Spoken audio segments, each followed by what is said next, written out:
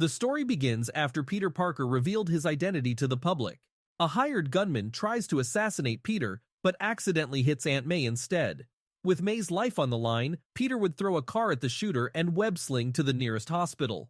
He hides from the hospital staff, but overhears that May has lost a lot of blood and is in dire condition. Filled with rage and anger, he returns to the shooter's perch to look for evidence. He is stopped by a police officer, but restrains him with a coat of webbing. Inside the apartment, he finds a sniper scope, which he tracks to a warehouse full of arms dealers. In no mood to crack jokes, he viciously beats the thugs and interrogates them about the shooter's identity. Back at the hospital, Mary Jane is told by the doctor that May is in a coma, and the only thing keeping her alive are the machines.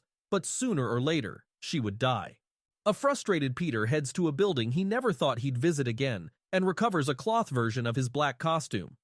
Vowing to get vengeance for his aunt, Peter would interrogate countless gun dealers until he finally found out the shooter's name. Peter tracks him down to Grand Central Station, where he carefully scans the crowd for his target. He finally spots him and lunges at the assassin before he can draw his gun. Peter breaks his arm with no remorse and berates him for shooting an old lady before smashing his head against a wall. After a series of interrogations, Peter would eventually find out that Wilson Fisk had put a bounty on his head. Peter would then bid farewell to Aunt May and Mary Jane before setting off to Rikers Island. We see a montage of Peter putting on his black costume and Fisk putting on his white suit. Inside the building, the inmates surround the prison block, while Fisk stands in the spotlight. We hear a crash from the ceiling, and Spider-Man lands directly in front of Fisk.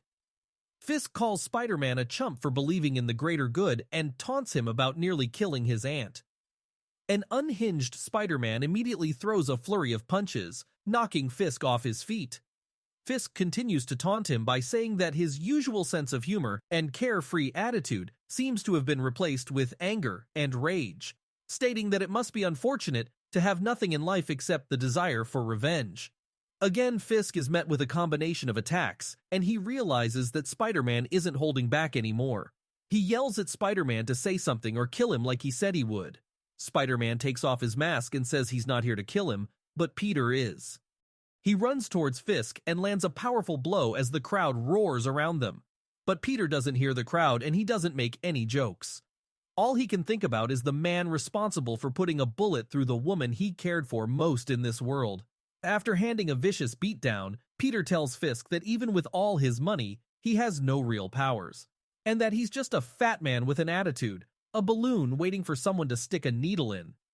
Fisk lunges at Peter, but Peter takes him down with a single punch. He tells Fisk to get up, but Fisk mutters that he can't as his body is broken. Peter grabs him by his skin and threatens to pour a stream of web fluid down his throat, filling his esophagus and lungs with webbing which would suffocate him within seconds. After counting down to 3, he chooses to spare his life and instead would kill him another day, telling him that if Aunt May were to die, he would return to finish the job and that Fisk would be powerless to stop him. Peter takes the opportunity to send a message to the other criminals that if they ever think about harming his family, they will die a slow, painful death. Peter leaves the prison, while the other inmates watch a broken and beaten Fisk crawl back to his cell, seeing him for the weak man he really is.